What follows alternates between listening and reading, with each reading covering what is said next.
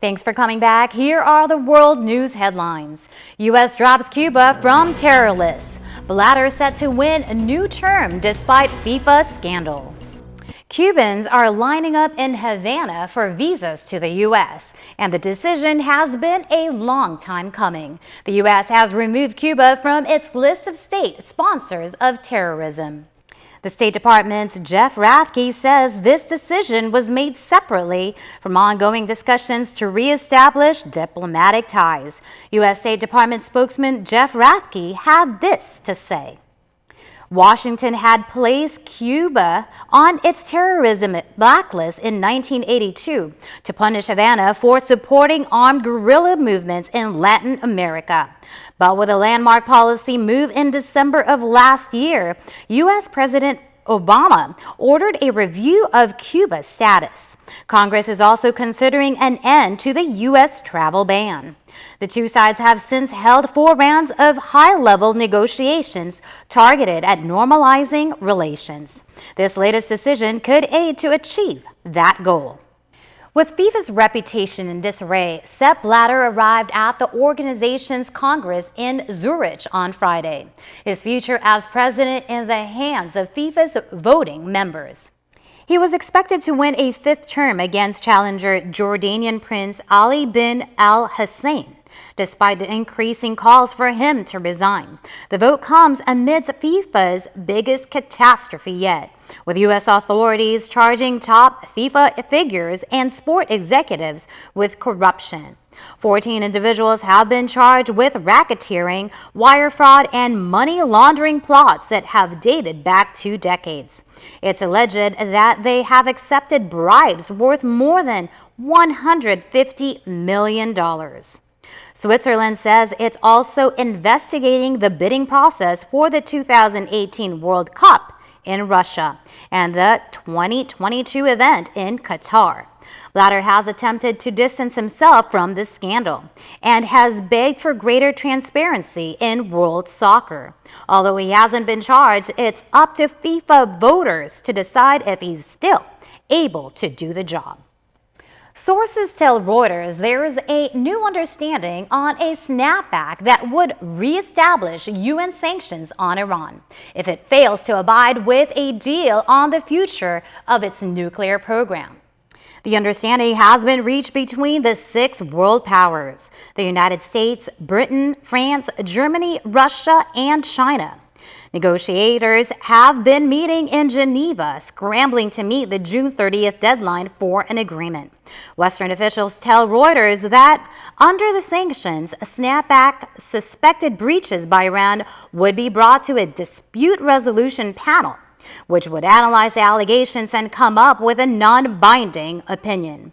The understanding clears the way in achieving a final agreement, although other tough obstacles remain, among them the timing of sanctions relief and UN access to Iran's military sites to ensure compliance. Hundreds of people gathered at the beaches in the capital city of India's southern Tamil Nadu state to beat the sizzling heat on Sunday. Officials say over 1,700 people have died in northern and southern India over the past week, with temperatures soaring over 46 degrees Celsius or 114 degrees Fahrenheit, literally boiling states such as Andhra Pradesh and Telangana, as well as capital New Delhi. Locals said downing cold drinks was the only way to beat the heat in Chennai, where the maximum temperature was recorded at 38 degrees Celsius or 100.4 degrees Fahrenheit on Sunday. May and June are India's hottest months, with temperatures normally soaring above 40 Celsius or 104 degrees Fahrenheit. Meteorologists say the number of days when temperatures approach 45 degrees Celsius or 113 degrees Fahrenheit has increased in the past 15 years. Earlier this week, doctors' leave were canceled to aid in coping with the sick flooding into hospitals and clinics, mostly complaining of headaches, dizziness, and fever. Most of the deaths have been of those of construction workers, homeless people, and the elderly. Unfortunately, there are more threats of heat waves as a result of the climate change. Experts say India must recognize rising temperatures as a natural disaster, just like floods or earthquakes, and have a plan of action to protect those most vulnerable. The heat wave is forecasted to die down soon before monsoon rains finally bring relief to dry areas of the east and south. Beau Biden, the son of U.S. Vice President Joe Biden, died on Saturday after battling brain cancer. The vice president said in a statement released by the White House, the entire Biden family is saddened beyond words. The 46-year-old former Delaware Attorney General, who had also served a year-long tour in Iraq, was diagnosed with brain cancer in August of 2013, but given a clear by November. Unfortunately, the cancer recurred in April this year, and Beau was hospitalized this month seeking aggressive treatment. The vice president has struggled with family tragedies before. Shortly after winning election to the U.S. Senate in 1972, his wife and daughter were killed in a car crash. President Barack Obama paid a tribute to Beau, stating that he took after his father. Cities and towns across India observed anti-tobacco campaigns over the weekend for World No Tobacco Day on Sunday.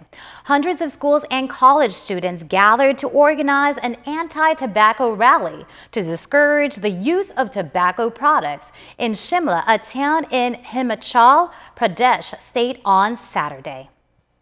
The campaign was collaborative effort by the Himachal Pradesh Voluntary Health Organization and the Health and Family Welfare Department of the state government, targeted to stop not only the use of tobacco, but also the production and marketing of it in the country. Chairperson of Adyar Cancer Institute of Chennai, Dr. V. Shanta, said that the exhibition was created to hinder tobacco users who are unaware of the negative effects it can have on the body. In spite of the so many years of awareness program, our result has not been very satisfactory. The reason is, again, their misunderstanding that, oh, I will not get it. Enakku varadhu. That is the way that they think, and therefore we have to continue to do the programs and inform them the hazards of tobacco.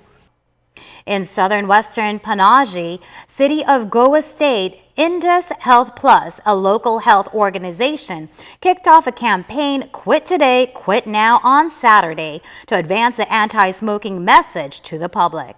2 cigarette-shaped mascots distributed leaflets to almost 300 people at a local complex in an attempt to encourage them to stop smoking. Here's what Assistant Manager of Indus Health Plus, Trisha Roy, had to say. Idea is to educate people that even a single puff of smoke or a single bite of tobacco is actually affecting your lungs. This whole campaign is a social activity to educate everybody and tell them that please quit tobacco today, now. Up to 900,000 Indians die every year of tobacco-related diseases, the government said in 2010.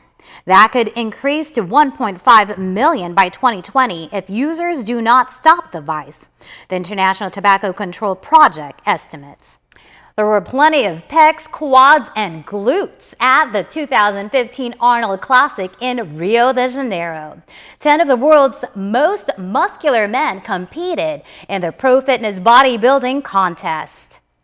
Former California governor and the contest founder, actor Arnold Schwarzenegger, officiated the event. The sport of bodybuilding and fitness is growing fast every year, and it is wonderful to watch that because 45 years ago I started the bodybuilding and the fitness crusade.